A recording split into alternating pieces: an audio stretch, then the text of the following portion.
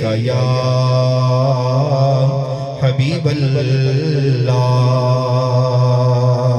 یا الہی ہر جگہ تیری عطا کا ساتھ ہو یا الہی ہر جگہ تیری عطا کا ساتھ ہو جب پڑے مشکل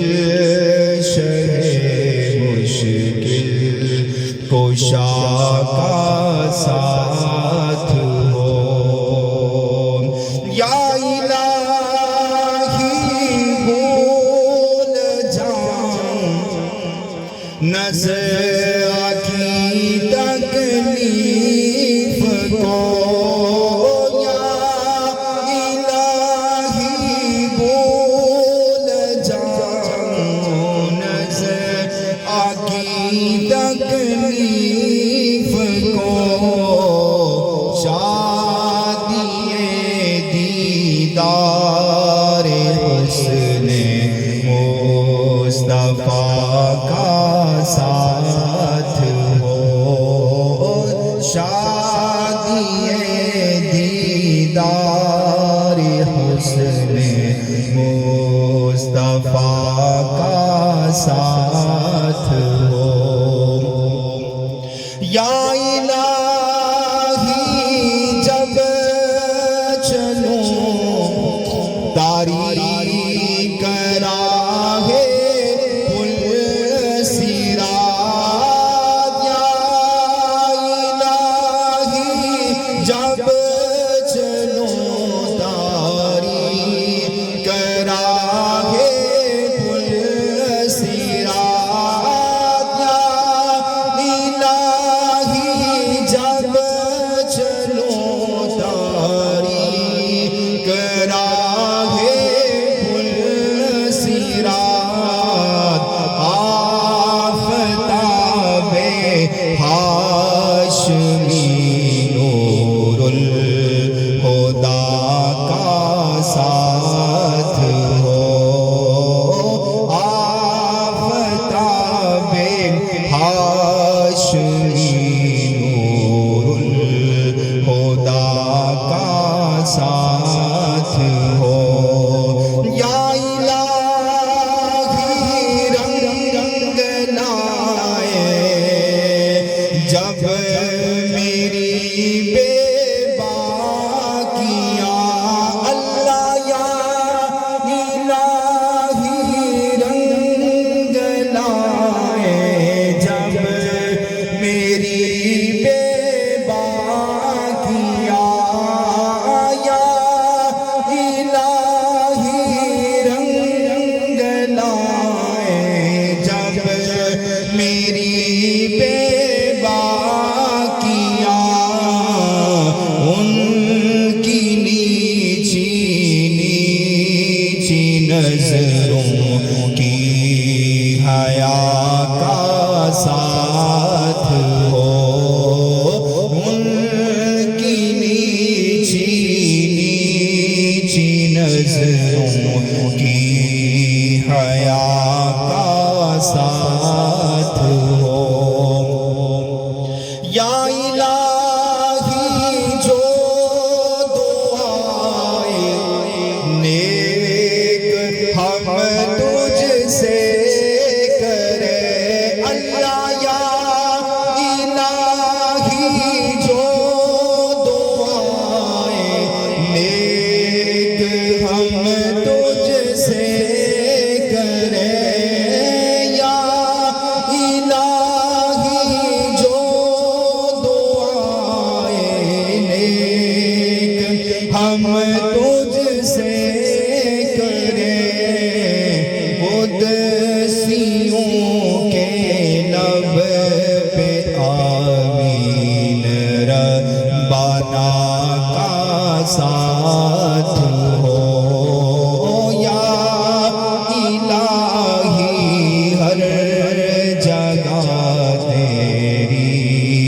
عطا کا ساتھ ہو جب پڑے مشکل شہ مشکل کشا کا ساتھ ہو۔ اب انشاءاللہ آج کی محفل پاک میں مولا حقیقت و حضور سرور دو عالم صلی اللہ علیہ وسلم پیش کرنے کے لیے میں ملتمس ہوں۔ اما بعد فاعوذ باللہ من الشیطان الرجیم بسم اللہ الرحمن الرحیم قال اللہ تبارک و تعالی فی القرآن الکریم والفرقان الحمید وننزل من القرآن ما هو شفاء ورحمة للمؤمنین صدق اللہ العظیم وصدق رسولہ النبی الکریم صلی اللہ تعالی علیہ وآلہ وسلم۔ الصلاة والسلام علیکہ یا سیدی یا رسول اللہ وعلی آلک واصحابک یا سیدی یا حبیب اللہ۔ الصلاة والسلام علیکہ یا سیدی یا نبی اللہ وعلی آلک واصحابک یا سیدی یا رحمت للعالمین۔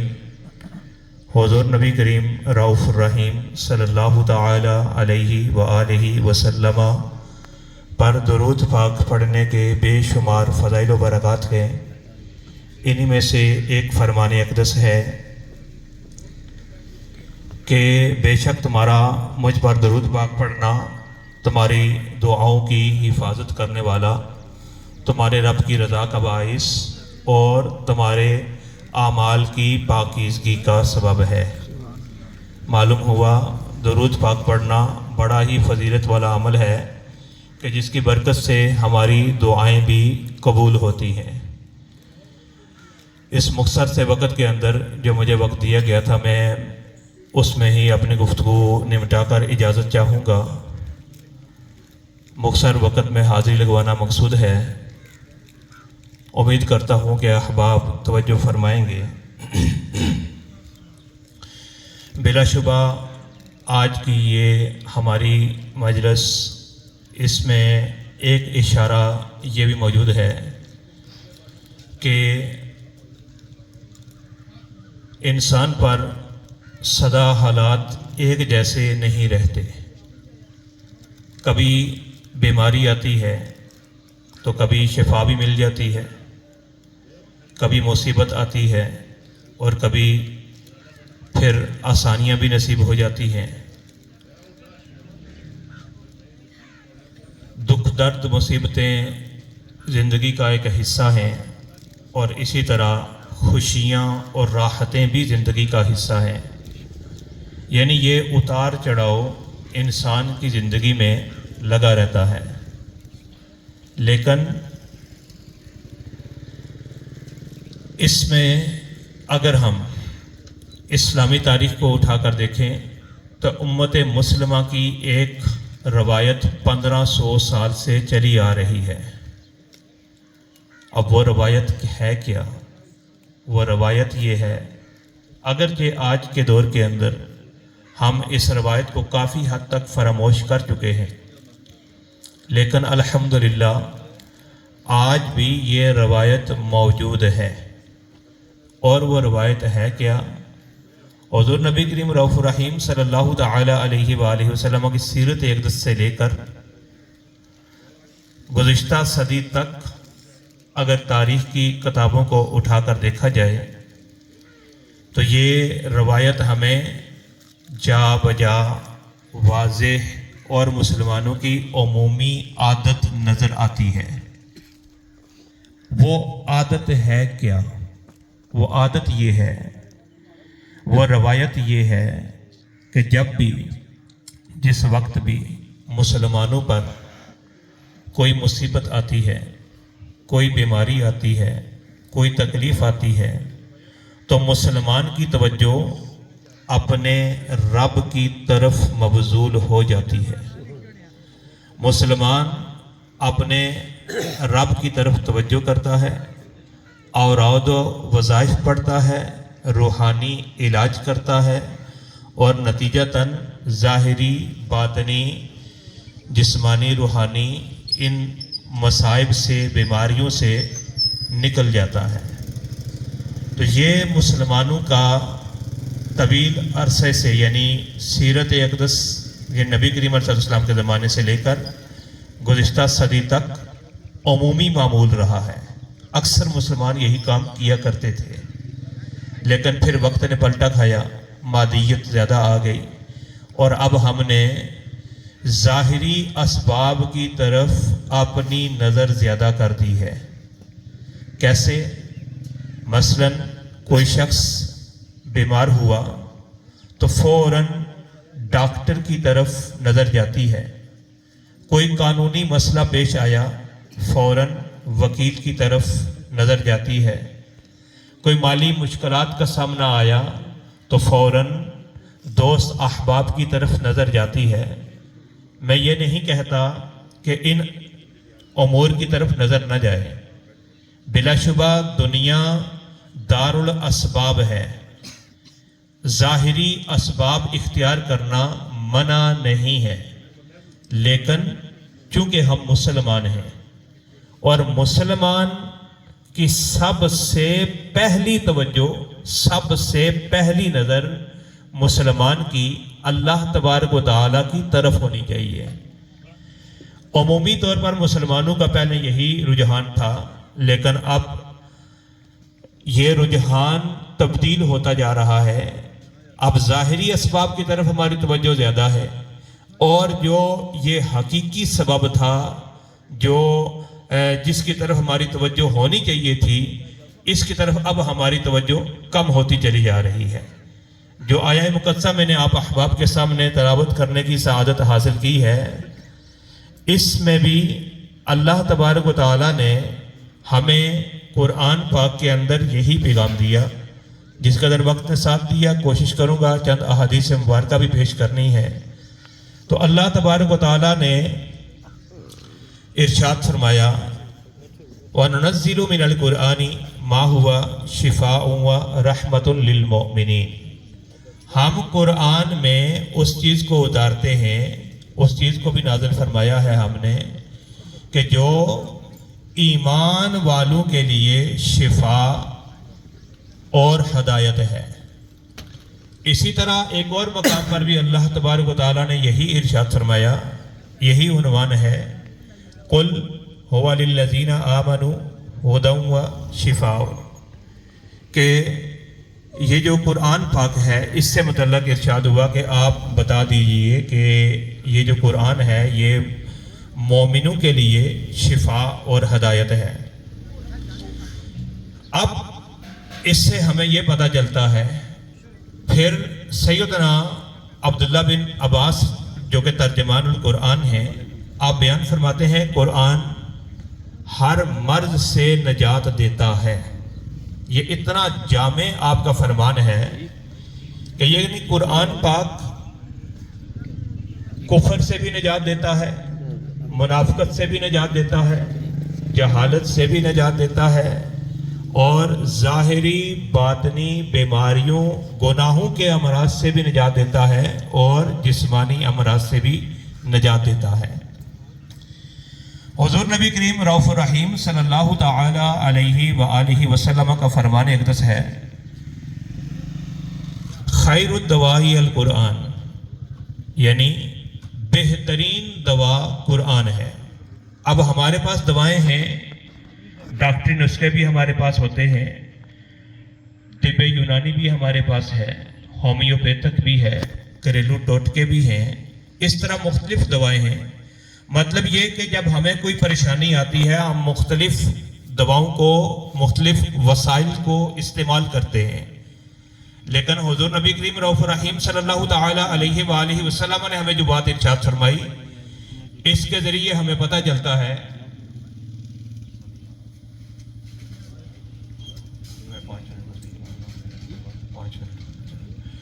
اس سے ہمیں پتہ چلتا ہے کہ قرآن پاک بہترین دوا ہے۔ علاج کے لیے ہم مختلف دوائیں استعمال کرتے ہیں، لیکن قرآن پاک بہترین دوا ہے۔ تو بحیثیت مسلمان ہمیں چاہیے کہ ہم سب سے پہلا رجوع اللہ پاک کی طرف کریں، اور قرآن پاک کی طرف کریں۔ حضرت موسیٰ علی نبینا علیہ الصلوۃ والسلام سے متعلق ایک روایت موجود ہے، میں اختصار کے ساتھ پیش کروں گا کہ آپ کو ایک مرتبہ پیٹ کا درد ہوا، اللہ پاک کی بارگاہ میں عرض کی تو اللہ پاک نے ایک جڑی بوٹی کی طرف رہنمائی فرمائی، آپ نے اسے استعمال کیا، آرام آ گیا۔ دوسری مرتبہ آپ نے خود ہی ظاہرہ علاج جانتے تھے، استعمال کیا، آرام نہ آیا، معاملہ الٹ ہو گیا۔ اب آپ نے جب اللہ پاک کی بارگاہ میں عرض کی معاملہ کیا ہے تو اللہ پاک نے ارشاد فرمایا کہ پہلی مرتبہ میرے حکم سے گئے، مطلب یہ ہماری مشیت اس میں شامل تھی، اور اب کی بار اپنی مرضی سے گئے، مطلب یہ کہ ہماری مشیت شامل نہیں تھی، اس لیے اس کا الٹا اثر ہوا۔ اور پھر فرمایا کہ اے موسیٰ، کیا آپ کو معلوم نہیں کہ دنیا کی ہر چیز زہر قاتل ہے، ہمارے نام ہی میں شفا ہے۔ یعنی اسی لیے ہمیں چاہیے کہ ہم جب بھی کوئی دوا استعمال کریں تو بسم اللہ الرحمن الرحیم پڑھ کر ہی استعمال کریں۔ بعض اوقات ایسا ہوتا ہے کہ آپ کھانا بھی کھاتے ہیں تو یہ کھانا بھی الٹا ہمیں تکلیف دیتا ہے، کیوں اللہ پاک کا نام نہیں لیا ہوتا۔ بعض اوقات یہ کھانا بھی تکلیف کا باعث بن جاتا ہے۔ تو ہمیں اپنی عادات کو تبدیل کرنا چاہیے اور ہمیں اس بات کو دیکھنا چاہیے کہ قرآن پاک میں اور احادیث مبارکہ میں جو کریم آقا علیہ السلام نے علاج بتائے ہیں ہم ان کو اپنائیں۔ پیارے آقا صلی اللہ تعالی علیہ وآلہ وسلم کا فرمان اقدس کہ جس شخص نے، یعنی اب یہ جو ڈاکٹری دوائیں ہیں یہ تو ہم جب بیماری لاحق ہوتی ہے اس کے بعد استعمال کرتے ہیں، لیکن یہ جو اوراد و وظائف ہیں، یہ جو قرآنی اعمال ہیں، یہ اگر ہم استعمال کریں تو وقت سے پہلے ہی ہماری حفاظت ہوتی ہے۔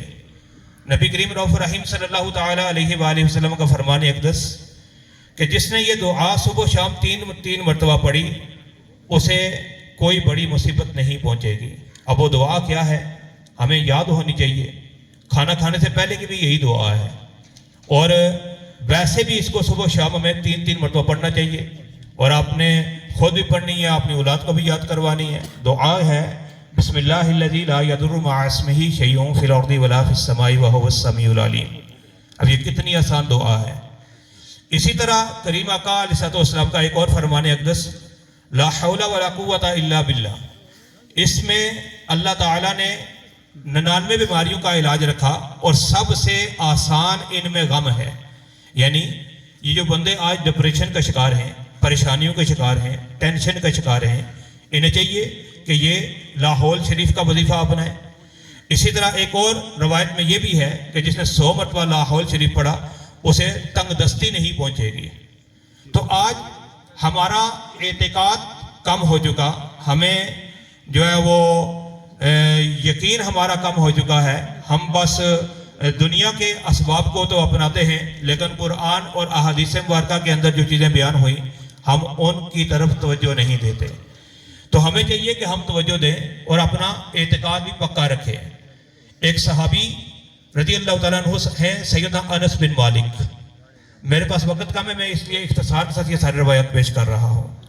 حجاج بن یوسف ایک ظالم حکمران تھا جس نے متعدد صحابہ کرام علیہم رضوان کو شہید کروایا، اور اس کی شدید خواہش تھی کہ انس بن مالک رضی اللہ تعالیٰ عنہ کو بھی شہید کروں، اور ایک مرتبہ اس کی یہ خواہش پوری بھی ہو گئی۔ اس نے انس بن مالک رضی اللہ تعالیٰ عنہ کو گرفتار کروا کر اپنے پاس بلا لیا، تو آپ سے پوچھا کہ کیا تم جانتے ہو، کیا آپ جانتے ہیں کہ میں آپ کو کیوں بلایا ہوں؟ آپ نے فرمایا کہ نہیں جانتا۔ اس نے کہا کہ میں آپ کو بری طرح سے قتل کروں گا۔ جب یہ بات کہی تو انہوں نے فرمایا تم نہیں کر سکتے۔ یقین دیکھیے، فرمایا تم نہیں کر سکتے۔ اب دربار بھی اس کا ہے، درباری بھی اس کے ہیں، تلواریں بھی ان کے پاس موجود ہیں، آپ اکیلے ہیں اور آپ کیا فرما رہے ہیں تم نہیں کر سکتے۔ اس نے پوچھا اس کا سبب کیا ہے، اس کی رکاوٹ کیا ہے؟ تو آپ نے فرمایا مجھے میرے کریم آقا نے ایک دعا سکھائی تھی، میں نے اس دعا کو پڑھ لیا ہے۔ اب یہ دعا بہت طویل ہے، میرے پاس وقت بھی نہیں ہے اس کو پڑھنے کا. اسے دعائے انس بن مالک رضی اللہ تعالیٰ عنہ کہتے ہیں. تو یہ دعا مدنی پنج سورہ کے اندر امیر اہل سنت دامت برکاتہم العالیہ نے بھی ذکر کی ہے, تو وہاں سے اس کو بھی حاصل کیا جا سکتا ہے. کہنے کا مقصد یہ کہ پھر انس بن مالک رضی اللہ تعالیٰ عنہ ان کے ساتھ وہ مختلف باتیں کرتا رہا, اور پھر آخر کار انتہائی ادب کے ساتھ آپ سے عرض کی کہ آپ یہاں سے تشریف لے جائیں, اور آپ وہاں سے چلے بھی گئے. اب درباریوں نے کہا کیا بات ہے, تم تو ان کو قتل کرنا چاہتے تھے اور تمہاری بڑی شدید تمنا بھی تھی, اور آج تم نے ان پر غلبہ بھی پا لیا تھا, پھر کیا وجہ ہوئی؟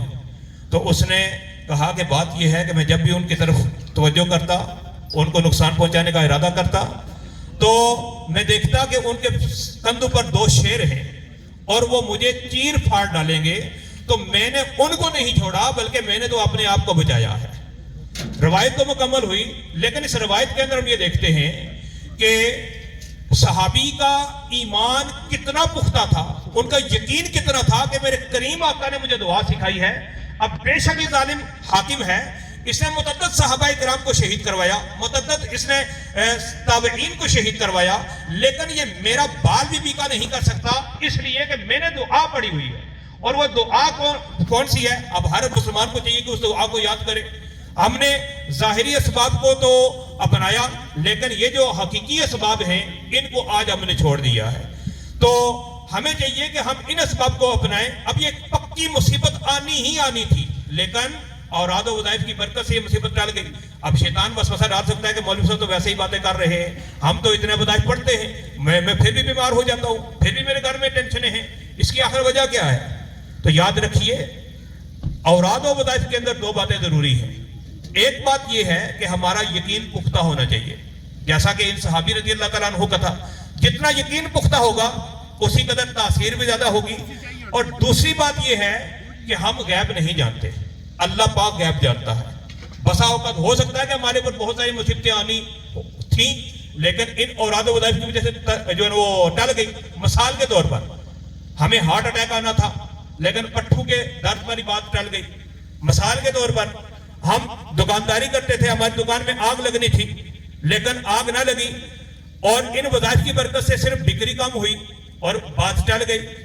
ایسا بھی ہو سکتا تھا کہ ہمارا ایکسیڈنٹ ہوتا اور ہم چلے جاتے, لیکن ایسا نہیں ہوا. گاڑی قریب سے گزر گئی, ہم حیران رہ گئے اور کہا کہ بال بچ گئے ہیں, پتہ نہیں کون سی نیکی کام آئی ہے. یہ وہی نیکیاں ہیں, یہ وہی اوراد و وظائف ہیں جن کو ہم نے پڑھا ہوتا ہے, لیکن ہم غیب نہیں جانتے. ہمارے ان اوراد و وظائف کی برکت سے بہت ساری مصیبتیں وہ ہمارے اوپر سے ٹل جاتی ہیں جن کے بارے میں ہمیں پتہ ہی نہیں چلتا, اور بہت ساری ایسی ہوتی ہیں کہ جو کہ انتہائی کم ہو کر ہم تک پہنچتی ہیں. تو ہمیں اپنا اعتقاد پختہ رکھنا چاہیے, اپنی جو ہے نا وہ اعمال کے حوالے سے ہمیں غور و فکر کرتے رہنا چاہیے. اللہ تبارک و تعالیٰ ہمیں فکر آخرت عطا فرمائے, اور اوراد و وظائف اور روحانی علاج کی طرف بھی توجہ رکھنی چاہیے. اپنی مصیبتوں کے حوالے سے ظاہری اسباب ضرور اپنائیں, لیکن جو حقیقی اسباب ہیں یعنی اللہ پاک کی طرف توجہ کرنا, اللہ پاک کے پاک کلام کی طرف توجہ کرنا, احادیث مبارکہ کی طرف توجہ کرنا, ہمیں چاہیے کہ ہم ان پر بھی جو ہے نا اپنے معمول میں ان کو شامل کریں. اللہ تبارک تعالیٰ فکر آخرت عطا فرمائے. وآخر دعوانا الحمدللہ رب العالمین. میں اجازت چاہوں گا, والسلام.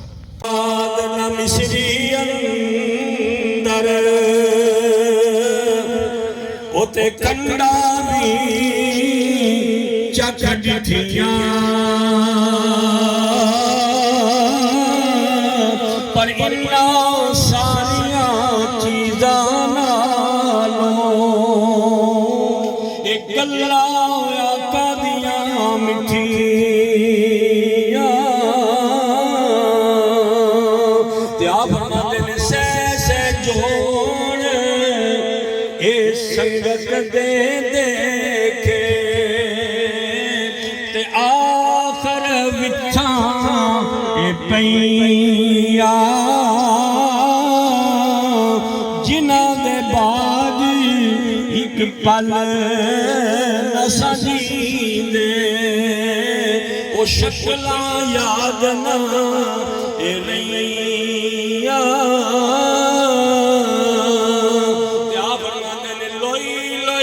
پن لے کڑیے تے جے تُد پانڈا اے परना कर जांदी शाम पई बिन शाम मुहम्मद ते कार जांदी ना डर। इस शेर में मियाँ साहब ने मुझे आपको अमल की तरगीब दिलाई कि जिस तरह कोई बंदा पानी भरने के लिए लड़की का जिक्र आपने फरमाया कि वो जाती है, लेकिन जब शाम पड़ जाए तो फिर डर न लगे। जब हमारी जिंदगी की शाम हो जाए तो हम कब्र में जाते हुए घबराएं ना, डरे ना।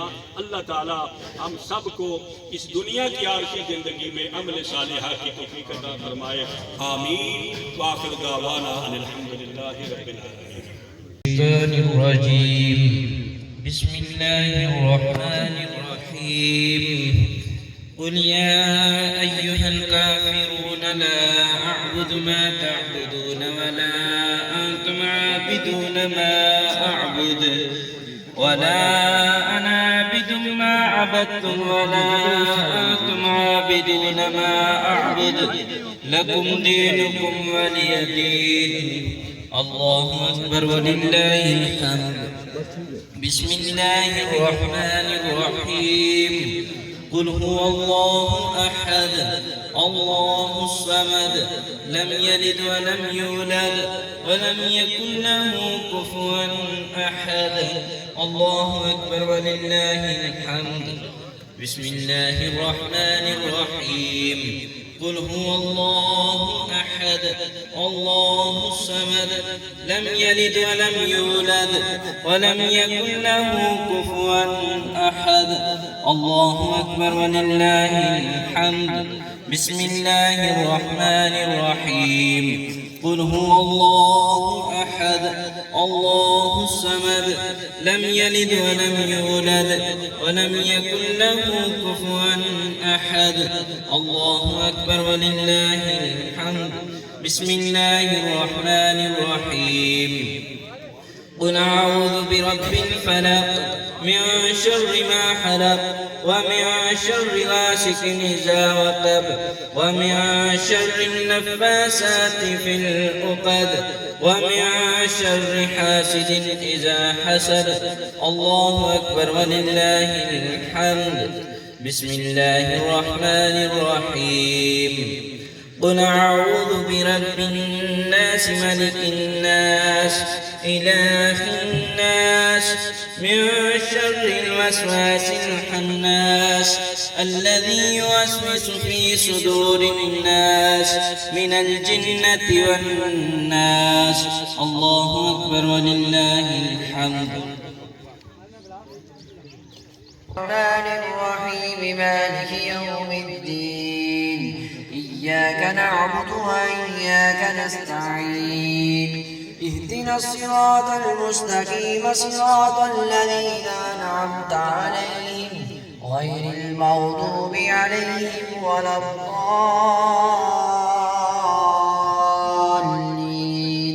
آمين. بسم الله الرحمن الرحيم. ألف لام ميم.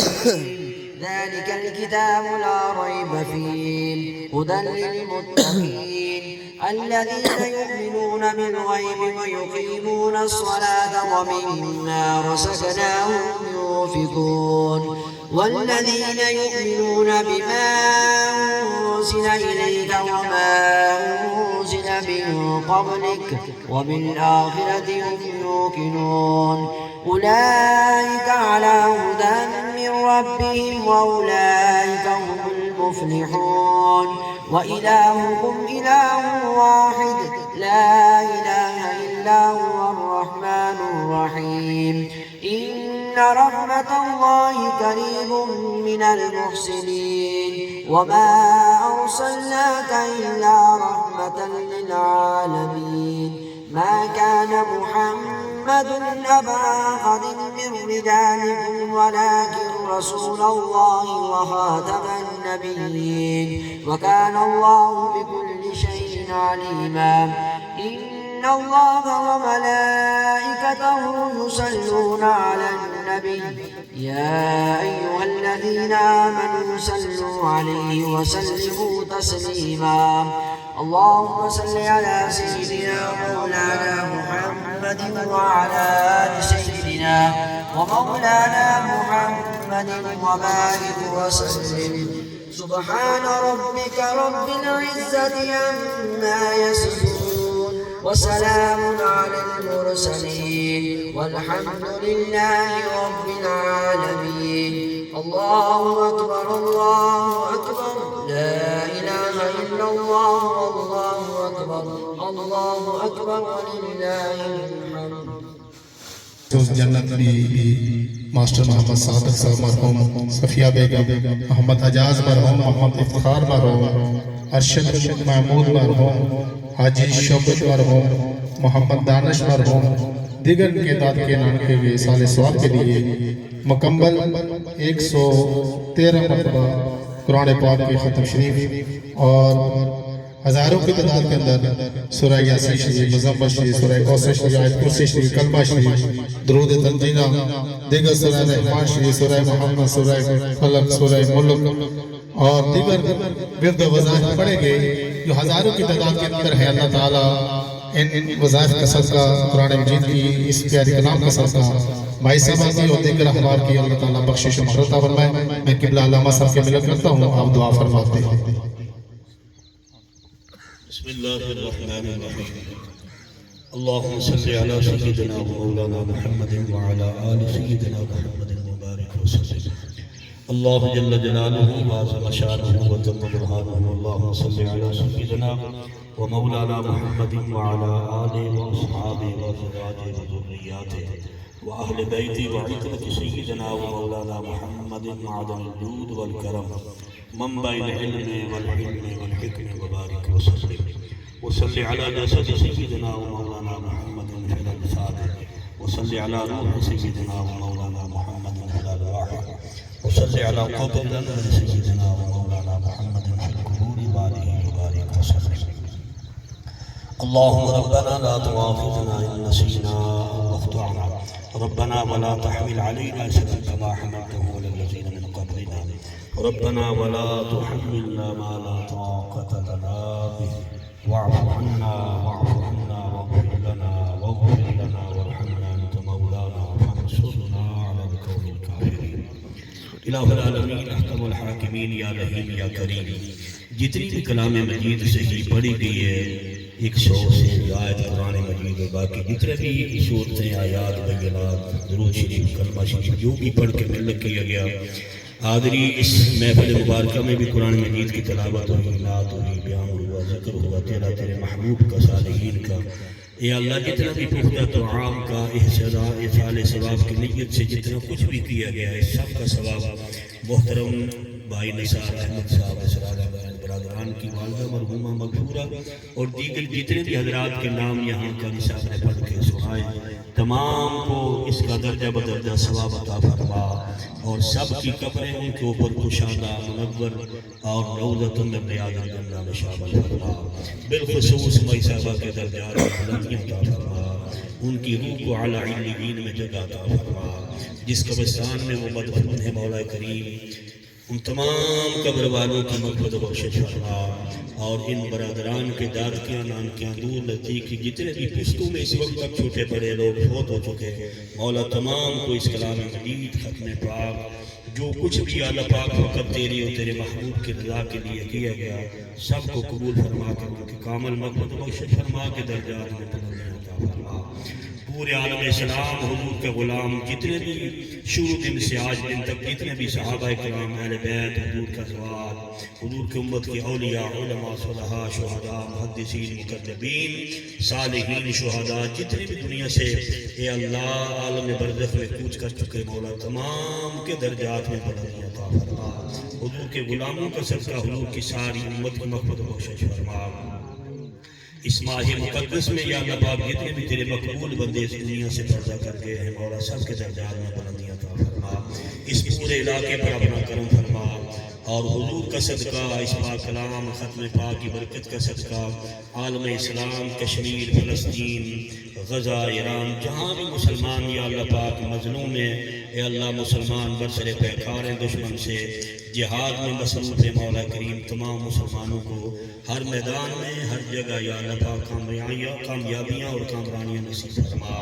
ہمارا وطن پاکستان آزاد کشمیر مولا اس کو اندرونی بیرونی ہر قسم کی سازش سے یا اللہ کرپشن سے ہمارے ملک کو محفوظ فرما، امن کا گہوارہ بنا، اسلام کا قلعہ بنا۔